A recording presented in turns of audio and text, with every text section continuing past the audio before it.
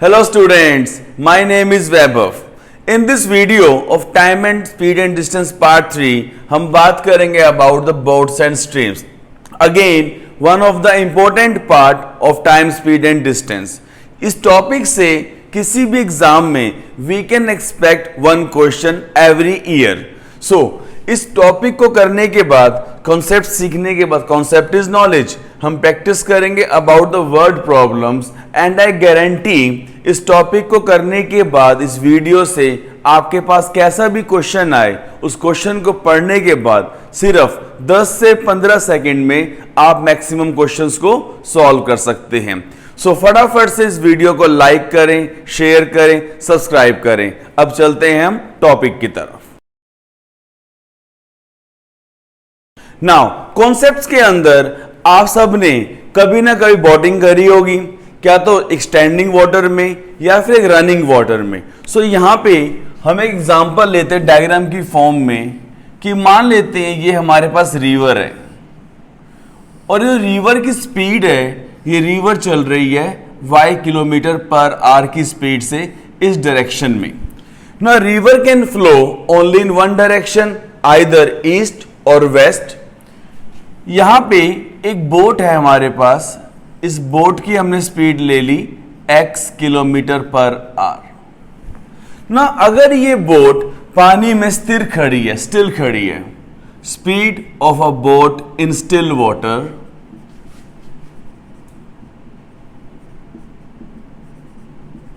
हमने यहां पे एज्यूम किया है x kilometre per hour and speed of a stream we have assumed y kilometre per our. ना पूरे टॉपिक के अंदर हमारे पास तीन ही क्वेश्चन बनते हैं. डाटा गिवन होगा, क्या तो पूछेगा स्पीड ऑफ बोट, या पूछेगा स्पीड ऑफ स्ट्रीम, या हमें टाइम या डिस्टेंस निकालना होगा. तो अगेन वही तीन चीज, टाइम, स्पीड या डिस्टेंस. नाउ जब ये बोट यहां पे पानी के साथ फ्लो करेगी और we can say with the stream, the boat is flowing with the stream. Exam में इसे हम बोलते हैं डाउन स्ट्रीम.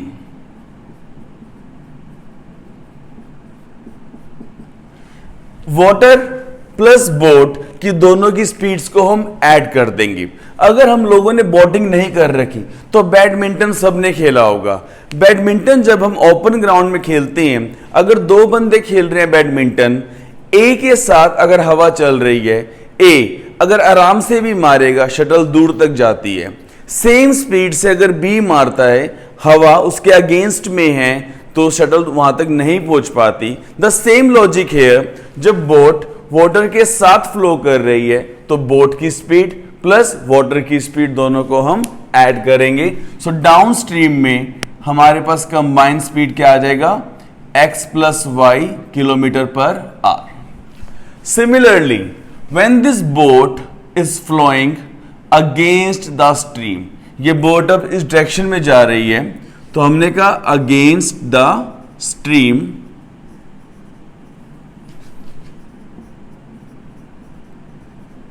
और टेक्निकल वर्ड या exam word is upstream. Now water इस डायरेक्शन में जा रहे हैं, बोट इस डायरेक्शन में आ रही है, दोनों एक दूसरे को अपोज कर रहे हैं. तो मतलब बोट अपनी स्पीड से चलने के बाद भी वाटर की स्पीड को कट करेगी. या फिर आपने कभी कभी फील किया होगा, आप साइकिलिंग करने जाते हो, आपकी स्पीड तो सेम है, अगर आप हवा के साथ जा रहे हो तो हमें लगता है हम बहुत दूर आगे कम टाइम में, क्योंकि हमारे पास हवा की स्पीड का भी रोल होता है. लेकिन जब वही साइकिलिंग हम एयर के अगेंस्ट करते हैं तो हमें प्रेशर फील होता है कि हम बहुत टाइम हो गया चल नहीं पा रहे.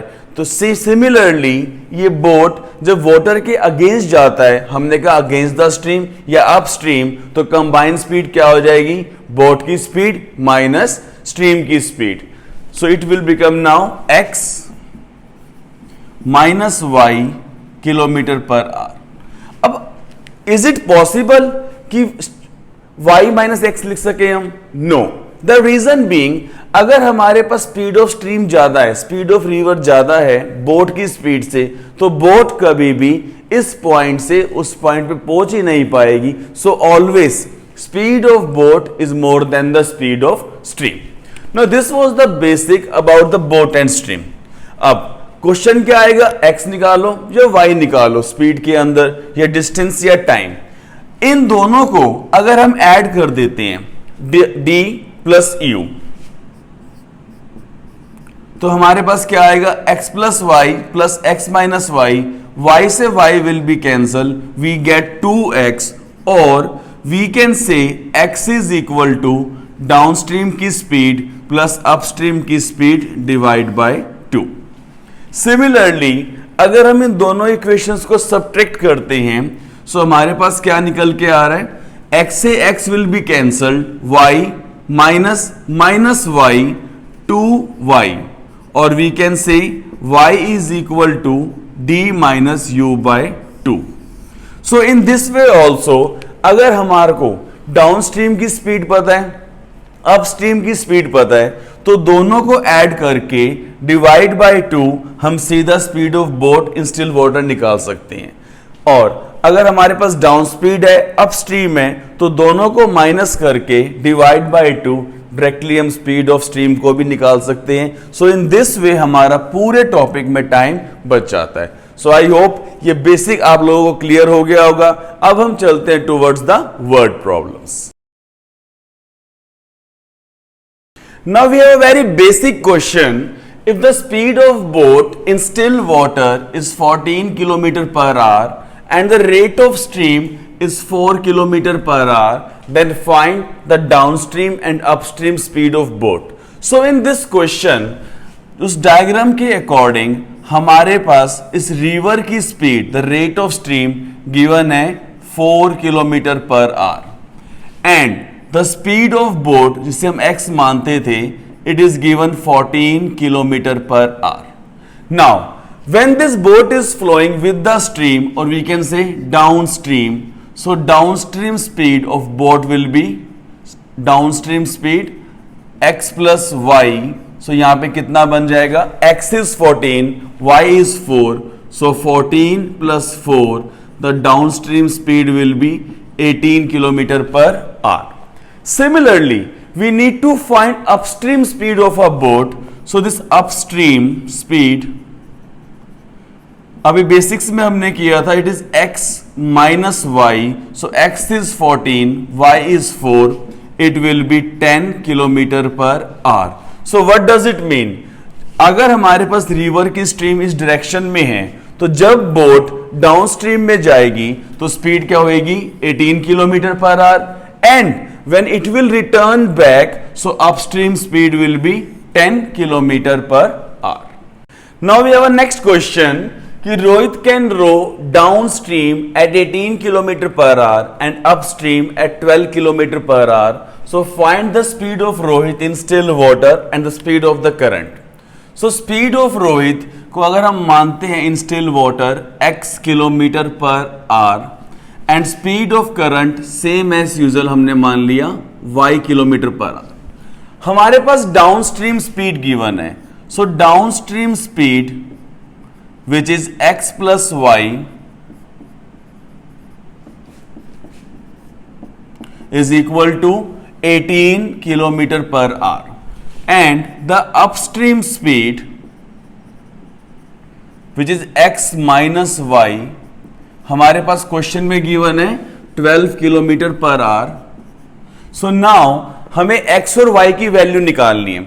अभी हमने क्या सीखा था, x निकालने के लिए इन दोनों को ऐड करके 18 plus 12 divide by 2, so 18 plus 12 30 by 2, this x will be 15 kilometre per hour. Similarly the speed of the current which is y, तो इन दोनों को हम माइनस कर देंगे. 18 minus 12 divide by 2, 18 minus 12 6 divide by 2, this y is equal to 3 kilometre per hour. Yes, we can cross check. 15 plus 3 18, 15 minus 3 we are getting 12 kilometre per hour. So basically इन दोनों को add करना है, divide by 2 will directly get the speed of boat या speed of a person in still water. So for this particular question the speed of Rohit in still water is 15 kilometer per hour and speed of the current is 3 kilometer per hour. Now we have a question कि what time will be taken by a boat to cover a distance of 60 kilometer along the stream if the speed of the boat is 15 kilometer per hour. Means in still water हमारे पास speed क्या given है, x की value 15 kilometre per hour and speed of the stream which is y is 5 kilometre per hour. अब इस पूरे question में हमें टाइम निकालना है और डिस्टेंस गिवन है. So we know this time is equal to distance upon speed. Question में कह रहा है अलोंग द स्ट्रीम, सो मतलब हमें क्या चाहिए, स्पीड डाउन स्ट्रीम चाहिए. डाउन स्ट्रीम में हम इन दोनों वैल्यूज को ऐड करेंगे. So we get downstream में स्पीड आ रही है 20 किलोमीटर पर आवर. अब distance is given 60 kilometres, speed combine आ रहा है 20 kilometre per hour. So this boat will take 3 hours along the stream to cover a distance of 60 kilometre. अगर यहीं पे ये क्वेश्चन होता अपस्ट्रीम में निकालने के लिए, सो अपस्ट्रीम में हमारे पास स्पीड क्या आती, 15 minus 5 that is 10 kilometre per hour. So similarly time taken upstream, distance तो सेम रहेगा, बोट ने आना है और वापस जाना है, लेकिन अपस्ट्रीम के केस में हमारे पास स्पीड क्या आ जाएगी, 10 kilometre per hour. So time taken upstream for the same distance will be 6 hours. So this question was along the stream. So along the stream, the time will be 3 hours. Now here we have the proper exam-based question कि a boat takes 9 hours to row 72 kilometer downstream and 12 hours to row the same distance upstream. Find the speed of boat in still water and the rate of current. So इस पूरे question में हमारे पास distance given है 72 kilometre कि जो हमारे पास जो river की लेंथ है, this length is 72 kilometre. Now it is given a boat takes 9 hours to row down stream. So time taken downstream is 9 hours and the time taken upstream हमें given है 12 hours. Question में कह रहे हैं speed of boat in still water. So speed of boat in still water हमने मान लिया x kilometre per hour and the rate of current y kilometre per our. Now distance given है, time given है. So speed in downstream which is x plus y. So this will be 72 by 9 will be 8 kilometre per our. So combined speed for x plus y आ गया 8 kilometre per our. Similarly combined speed upstream which is x minus y. Distance is 72, time is 12 hours. So 72 by 12 हमारे पास आ रहा है 6. अब हमारे पास downstream speed भी है 8, upstream speed भी है 6. सो डायरेक्टली हम x को निकाल सकते हैं. x is equal to speed downstream plus speed upstream by 2. और जब डायरेक्टली हम यहाँ पे इक्वेशंस को ऐड करेंगे, this y to y will be cancelled. We get 2x is equal to 14 और x is equal to 7. Same thing हम यहाँ पे कर रहे हैं. 8 plus 6 divide by 2 which is 14 by 2. हमारी x की वैल्यू आ जाती है 7 kilometre per our. Now x plus y is 8, x की वैल्यू is 7. तो सीधा हमारे पास y क्या आ जाएगा 1 किलोमीटर पर आवर. हम यहां भी चेक कर सकते थे x minus y is equal to 6. 7 में से क्या माइनस करूं कि वो 6 बन जाए, तो हम 7 में से 1 को माइनस करेंगे. सो for this question the speed of the boat in still water will be 7 kilometre per hour and the rate of current will be 1 kilometre per our. Now we have one of the most repeated question in most of the entrance and government exams कि Himanshu can row 18 kilometer per hour in still water. It takes him twice as long to row upstream as to row downstream. Find the rate of stream. अब पूरे question में length of river या distance is not given, हमारे पास सिर्फ क्या given है, the value of x. The Himanshu speed in still water is 18 kilometre per our और हमें निकालनी है यहां पे y की वैल्यू. बट यहां पे गिवन है टाइम के regarding. Now in the first part of the video हमने बेसिक्स में क्या सीखा था कि when the distance is constant speed is inversely proportional to time. To clear this basics आप पार्ट 1 को दोबारा देख सकते हैं. अब यहां पे टाइम टेकन, वो टाइम की बात कर रहा है कि डाउनस्ट्रीम में टाइम टू अपस्ट्रीम में time. It takes him twice as long to row upstream. तो अगर डाउनस्ट्रीम में हमें 1 घंटा लगता है तो अपस्ट्रीम में लगेंगे 2 आवर्स. तो रेशियो आ गई 1:2. सो सिमिलरली यहां पे स्पीड की रेशियो क्या हो जाएगी 2:1. अब डाउनस्ट्रीम में हमारे पास स्पीड क्या होती है x plus y and upstream में स्पीड क्या होती है x माइनस वाई.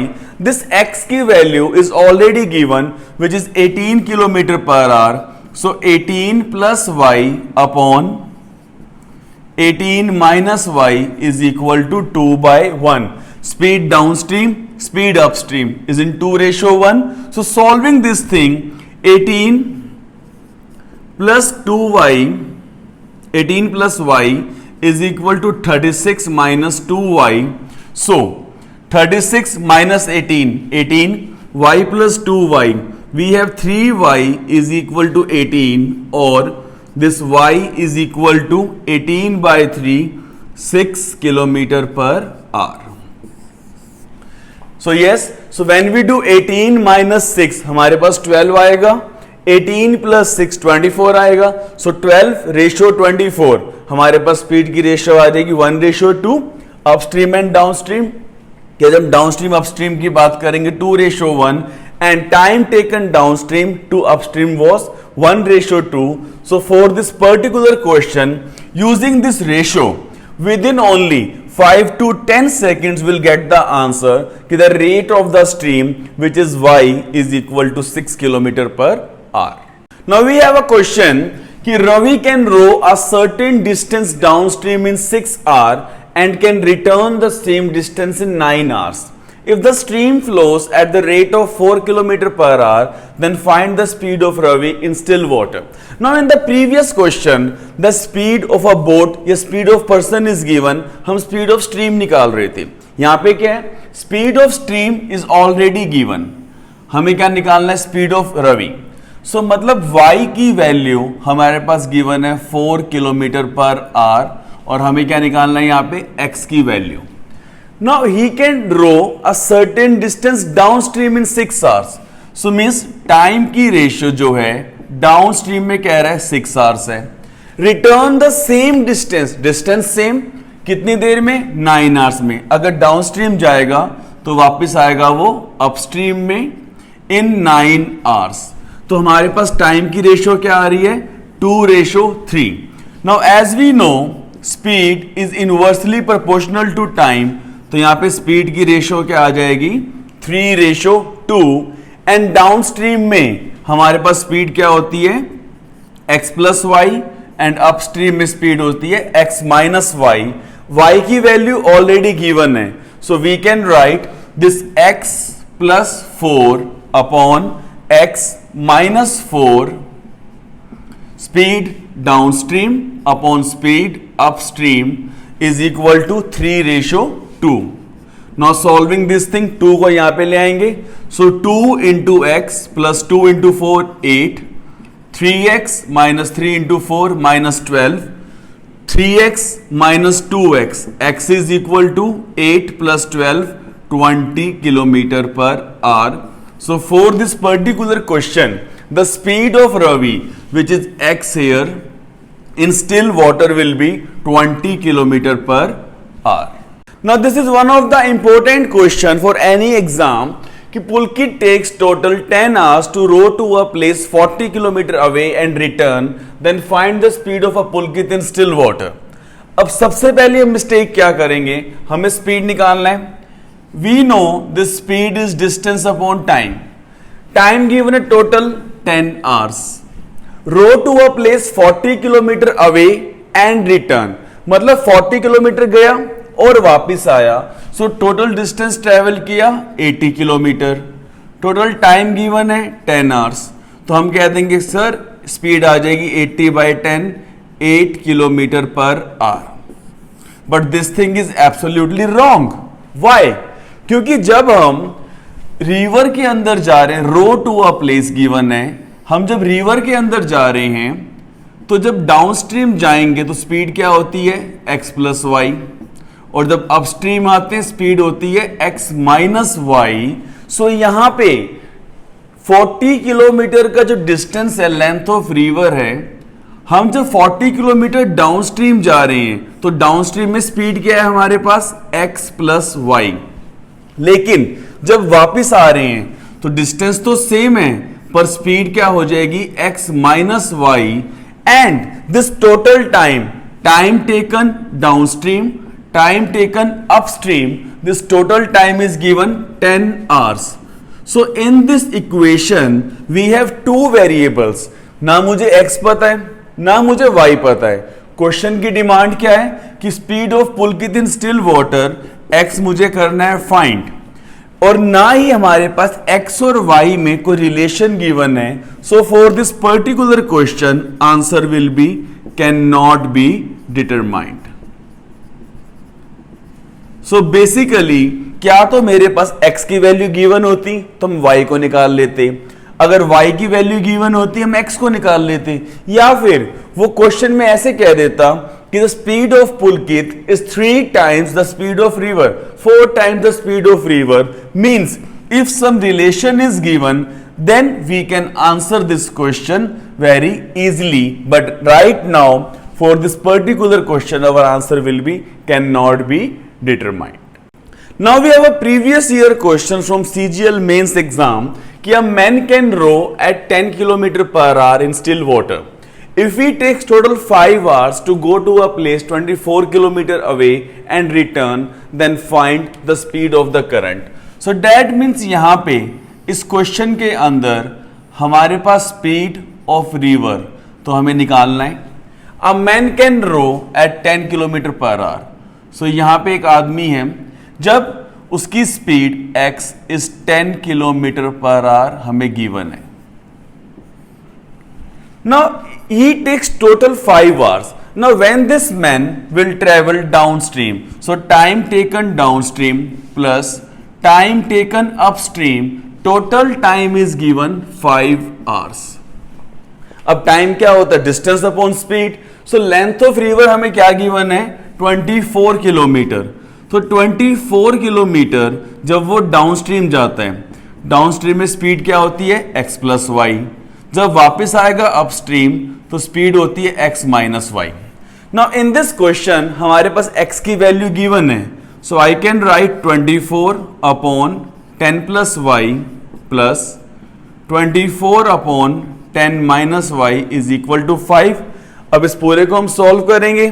सो यहां पे क्या आ जाएगा 24 into 10 minus y plus 24 into 10 plus y is equal to 5 into 10 plus y into 10 minus Y.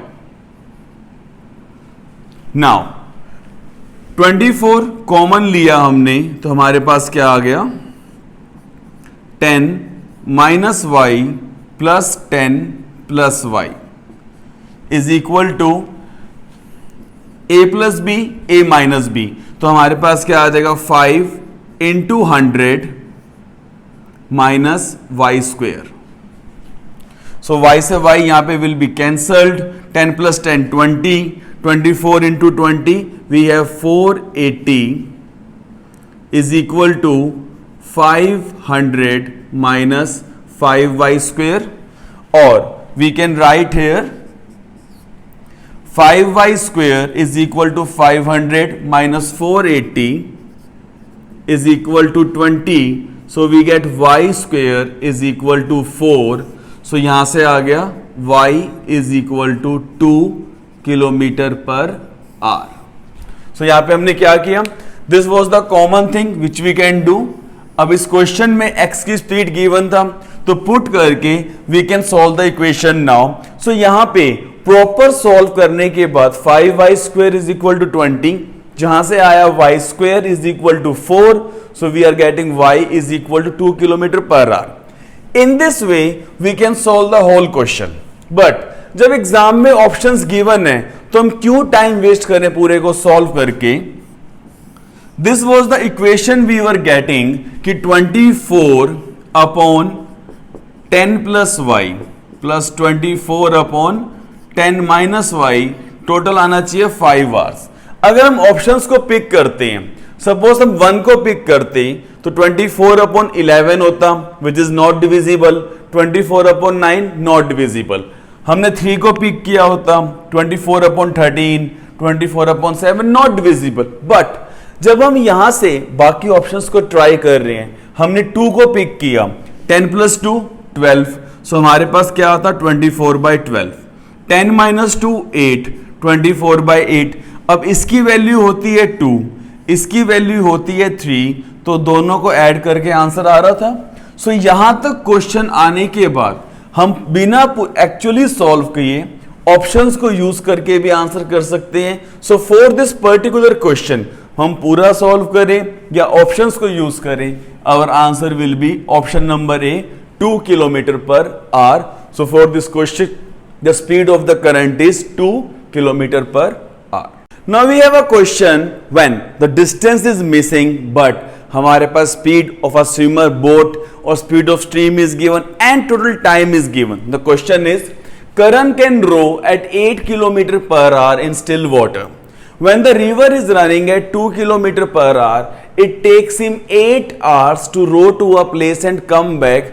How far is the place? So means यहाँ पे भी हमें टोटल टाइम गिवन है, time taken downstream, time taken upstream. So हमारे पास downstream में distance upon speed, downstream में speed क्या आती है x plus y and upstream में speed is x minus y. This total time taken is 8 hours. अब distance तो हमें निकालना है, but Karan can row at 8 km per hour. So means x की वैल्यू हमारे पास given है 8 और y की वैल्यू given है हमारे पास 2. So this x is equal to 8 and y is equal to 2.